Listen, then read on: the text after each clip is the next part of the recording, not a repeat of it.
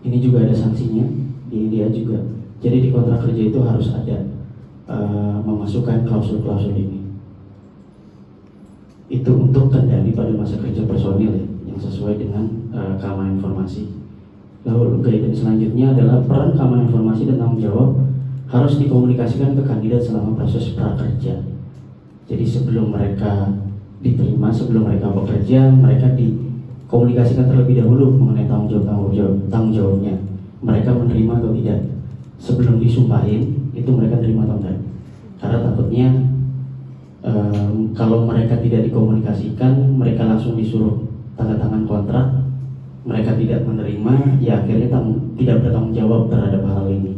Itu sih yang ditakutkan. Yang ditakutkan adalah mereka tidak bertanggung jawab.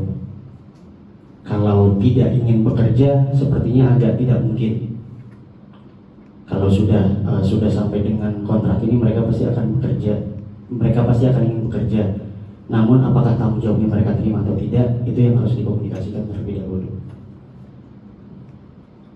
Lalu organisasi harus memastikan pegawai menyetujui syarat dan ketentuan mengenai keamanan informasi.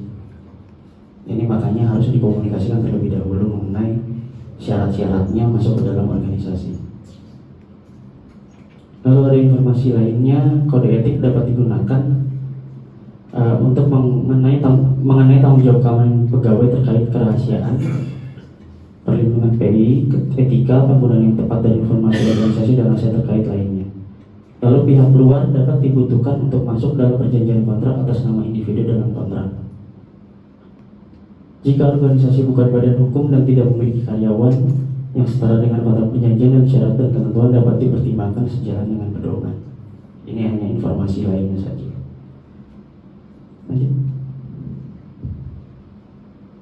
Lalu bukti yang bisa digunakan dalam audit untuk audit lagi. Yang pertama pasti perjanjian kontrak kerja pegawai internal, perjanjian kerjasama antara organisasi dan pihak ketiga. Jika memang menggunakan supplier ya untuk perekrutan pegawai.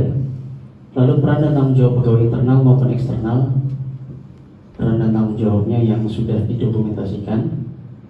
Kebijakan SDM terkait keamanan informasi, dan ini ada dipastikan mencantumkan klausul keamanan informasi di dalamnya. Jadi tetap dipastikan di dalam kontrak kerjanya, di perjanjian, di bukti-bukti